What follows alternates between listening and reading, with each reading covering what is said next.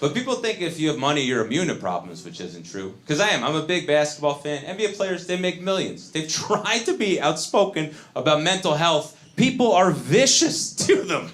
They're like, how could you be rich and have depression? It's like, I don't know, but that sounds unfixable. At least if you're poor and have depression, there's hope. Your life can get better.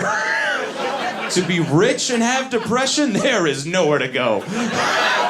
Imagine being sad in a hot tub, sitting there like, I don't know where my tears end and the bubbles begin. Oh, it's all wet. I'm so confused and tall.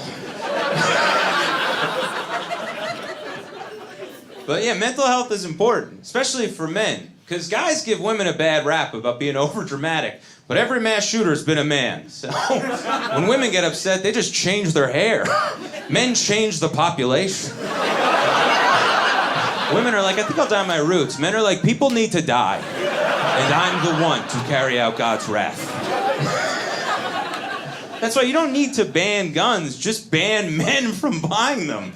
And if you want to kill someone, you got to convince a woman to do it for you.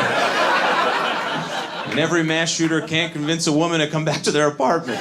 So we would be okay. That's their big thing, you know? We'd be fine. Yeah, I'm in therapy. Nothing to do with that last joke. Nothing, guys. Absolutely nothing. No correlation whatsoever. I wouldn't try to read into it. Thank you, man. Thank you. Shout out to therapy over there. I like that. Good for you. It's great. It really is. But therapists, sometimes they have you do things that make you feel worse. Like, my therapist has had me name the voice in my head to take the gravity away. That made me feel horrible. That's where my life is at. My friends are starting families, picking out names for their kids. I'm doing that for the voice in my head.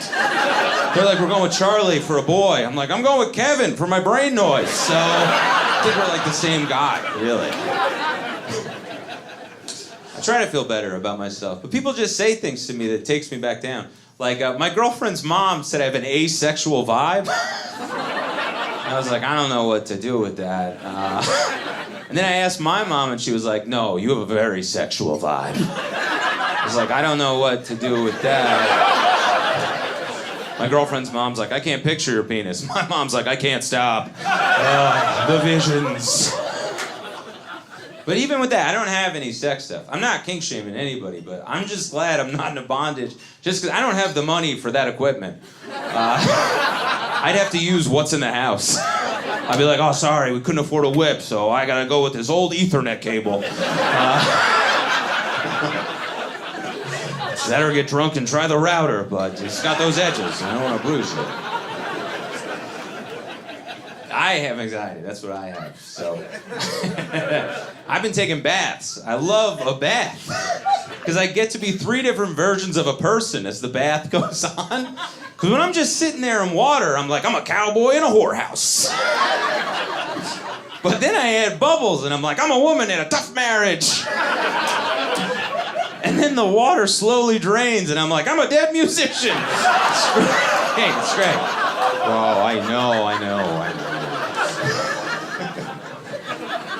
And I've been doing these guided meditations, but I had to switch from the girl's voice to the guy's voice because she would turn me on too much, and I would start masturbating every time. Just felt like I was abandoning the program. She'd be like, breathe in and out. I'd be like, I'm gonna go rogue here.